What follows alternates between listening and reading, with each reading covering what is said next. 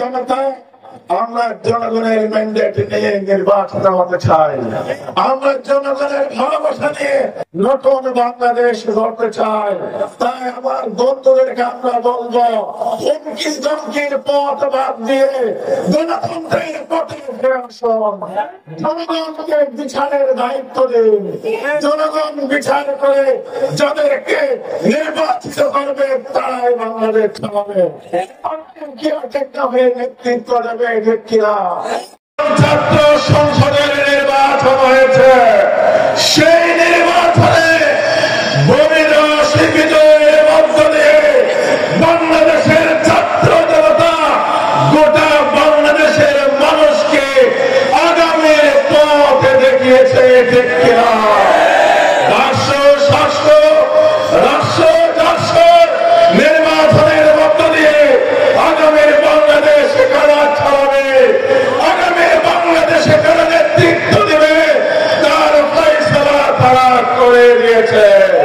আমরা মনে করি সেই বিজয়ের যে যাত্রা শুরু হয়েছে, আগামী নির্বাচনে ইসলামী শক্তির বিজয়ের মধ্য দিয়ে পার্লামেন্টে নারায়ে তাকবীরের স্লোগানের মধ্য দিয়ে বাংলাদেশের মানুষের নতুন বাংলাদেশের সূচনা হবে ইনশাআল্লাহ।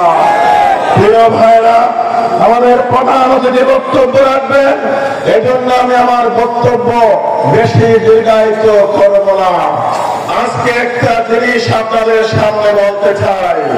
বিগত 54 বছর যারা দেশকে শাসন করে ব্যর্থতার পরিচয় দিয়েছে, তাদের কাছে নতুন বাংলাদেশের জন্য বলার কিছু নেই। তাই আজকে আবুল তাবুল বলতে শুরু করেছে। কেউ বলে শরিয়া আইন মানি না, ঠিক কিনা? এখন কেউ নতুন ইসলাম আবিষ্কার করতেছে, ঠিক কিনা?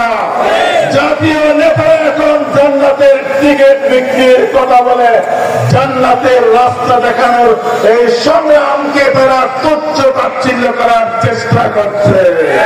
এটা অতি বাস্তবতা। কারণ বাংলাদেশের মানুষের জন্য তাদের দেওয়ার আর কিছু নেই। মানুষ তাদেরকে দেখে ফেলেছে। মানুষ এখন নতুন নেতৃত্বের তীব্র আকাঙ্ক্ষা নিয়ে মানুষ এখন এগিয়ে যাচ্ছে। সারা বাংলাদেশে ইসলামের পক্ষে গণজোয়ার সৃষ্টি হয়েছে, ঠিক কিনা? তাই আমরা বলতে চাই, এই জনগণের অধিকার ফেরানোর জন্য, জনগণের সরকার প্রতিষ্ঠা করার জন্য বাংলাদেশ জামাত ইসলামী এবং জামাত ইসলামের নেতৃত্বে দেশপ্রেমিক ইসলামী শক্তিগুলো ঐক্যবদ্ধ হয়েছে। ইসলামের বিরুদ্ধে যে কোনো ষড়যন্ত্র রুখে দেওয়া হবে।